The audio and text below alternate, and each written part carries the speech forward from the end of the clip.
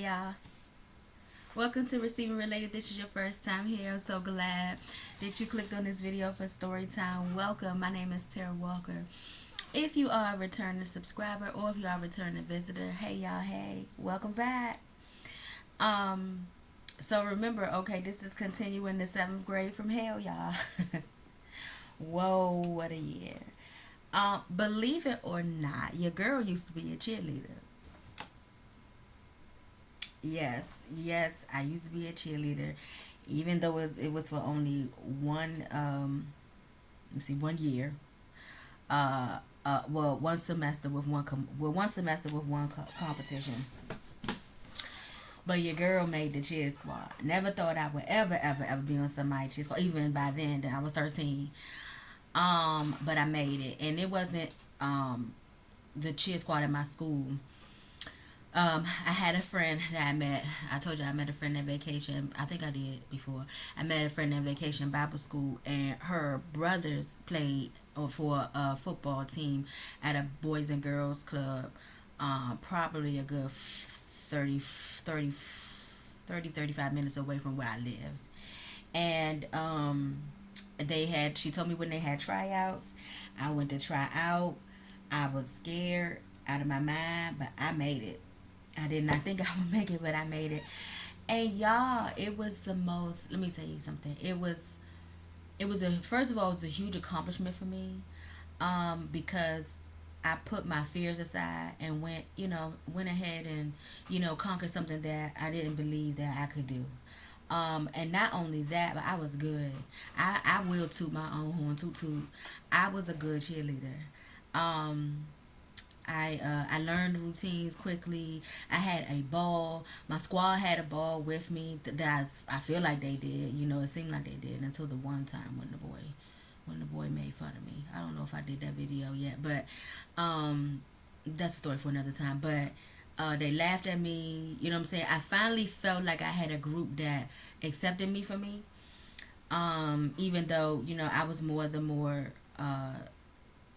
chubbier ones on the team, and I mean, let me tell you something. I would, woo, I'm not gonna say the word kill, but if I was that size right now, you wouldn't be able to tell me nothing. I'm trying to tell you, okay, but I wasn't even like that significantly bigger than them. It's just I was considered chubby, the chubby girl.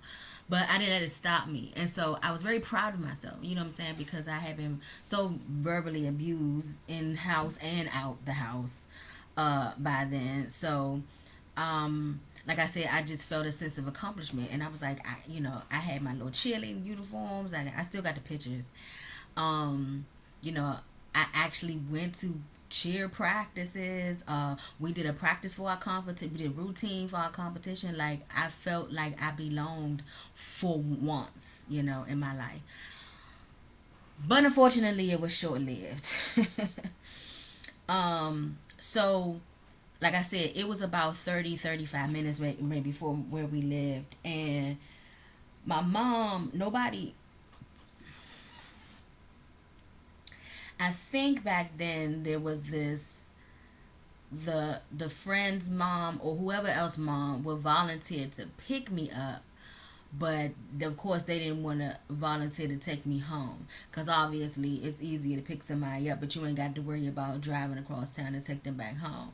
So my mom was responsible all the time for picking me up, whether I had rehearsal, practice, whatever. She was always picking me up. And so when I was finished that first year, yeah, because we did like a spring competition, and sorry, that's my husband texting me. And I wanted to, continue on the squad. I wanted to try out again for the next year, and she told me, she said, "Is anybody gonna be picking you up?" And now, mind you, remember, I'm 13. I'm a child. Like, I didn't really feel comfortable asking like adults. I thought that was her job, asking other adults could they pick me up, because she was like, "I'm not going." She said, "I'm not, if you don't have a ride, I'm not taking you.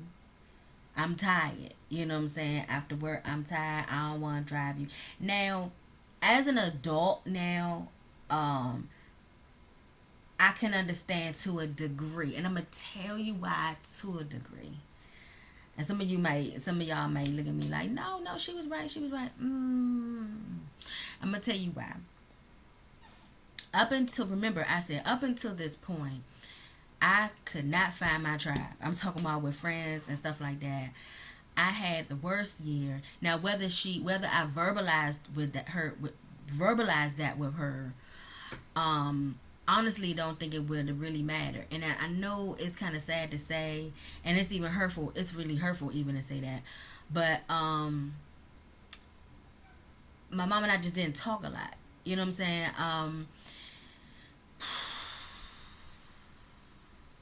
It took a lot to even her to just to come to me and ask me if anything was wrong. And even when she did, I still wasn't comfortable sharing stuff with her. She just didn't. I love my mother. Don't get me wrong. I love her. I promise you, I love her. I always have and I always will. But she didn't give me that space for me to feel comfortable coming to her with the things that happened to me. And also, I'm also scared. I'm also fearful too, because you gotta understand too. I'm still trying to figure out what was all that was going on with me. Um, so, nonetheless, I just wasn't. Um, we just didn't have that relationship. You know what I'm saying? Where I can be like, well, mom, such and such, such and such, such and such, and we could just have that open dialogue. That's what I'm trying to say. So because of that, what she said what she said. What, basically, how people say, I said what I said. That was just it, and she didn't let up on it. I begged her. I think I even had tears in my eyes. I'm like, Mom, please, please, I love it on the squad. I finally found people that I could get along with. We cool. This is something I really want to do. And she wouldn't let up on it, and she was like, no. And for many years, I will say this, I am very transparent. For many years, I really resented her for that. Why did I resent her for that? Because the cheer squad also helped me to like be physical more, right? I toned a little bit that year. I lost some weight. As a matter of fact, this was something else that I resented my mother for that year. We went to Weight Watchers together. My mother and I did Weight Watchers together. And I lost 10 pounds, obviously, because when you're a kid, you drop weight really quick. It's really easy when you're a kid. And so I dropped like 10 pounds probably like the first week we started. And I was really excited, and I don't know how they do it now, but back then, you would weigh yourself, and then, I don't know if you get a type of reward or whatever, or they celebrate you or something like that. And my mom hadn't lost any. And I never forget us riding home from Weight Watchers. This is two stories in one. You're getting two for one. And I remember, how you feel some. I have very, very excellent peripheral, and I could see her watching me. So how you going over the you going over the events in your head. I'm like thinking about what happened. So I probably had this like goofy smile on my face or whatever. I'm super proud of myself. And I seen her looking at me, and then when I looked over at her, she just did like this, like a little smug type thing. And I was like, okay, what was that about? And so it wouldn't be for years later where I would realize that my mom was actually jealous of that I had lost weight. And so now going back to the cheer story, so now you got two things because I forgot what happened. So after that, we didn't go back. I never had no second, third, nothing weigh in. My mother stopped taking us to Weight Watchers, and I had asked her, I was like, Mom, please, can we keep going, because I'm doing really good. I have some more weight I want to lose. She would not take me. So now you have two different things that I've accomplished, was really excited about. And the only way I could drive at a 13-year-old. The only way I could get there was her. I think my father worked nights and stuff back then, and he wasn't, even if he didn't, he wasn't taking me to no Weight Watchers and no cheerleading practice. You see what I'm saying? So when she told me no and put her foot down, no, I had resented her for some years, and then of course after the cheer squad, it depressed me, so I went back to eating and stuff like that, and I gained weight, and I don't blame her all for the weight gain. But you got to understand, food was my comfort. You know what I'm saying? When I was upset, when I was angry, when I was sad, that was my go-to.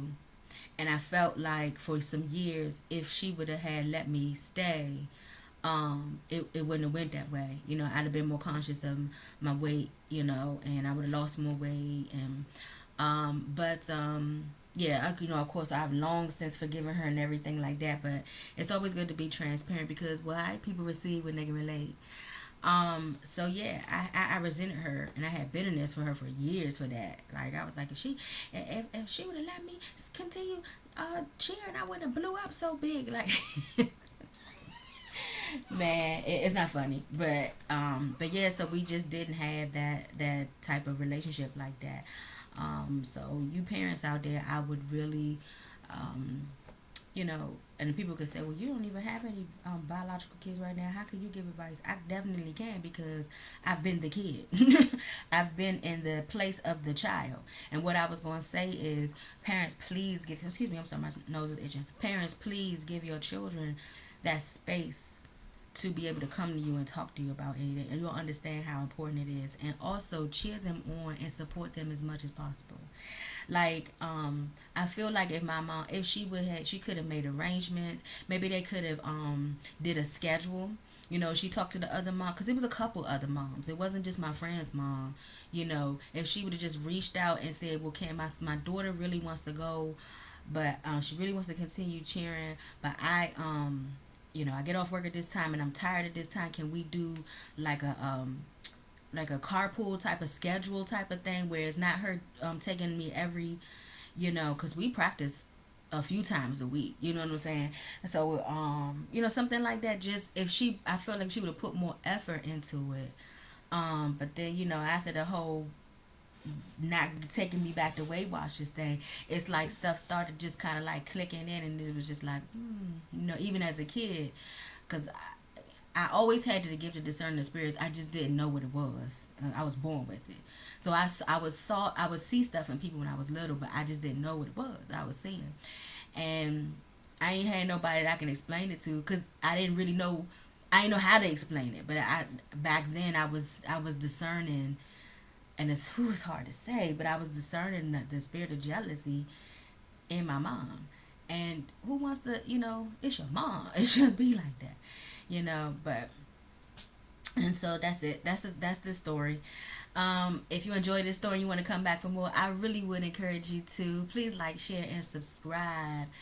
Y'all, my subscriber count has gone down a little bit. I know I was away a few days, but yeah, trying to get them back up, y'all. Subscribe, subscribe, subscribe. I really would appreciate it.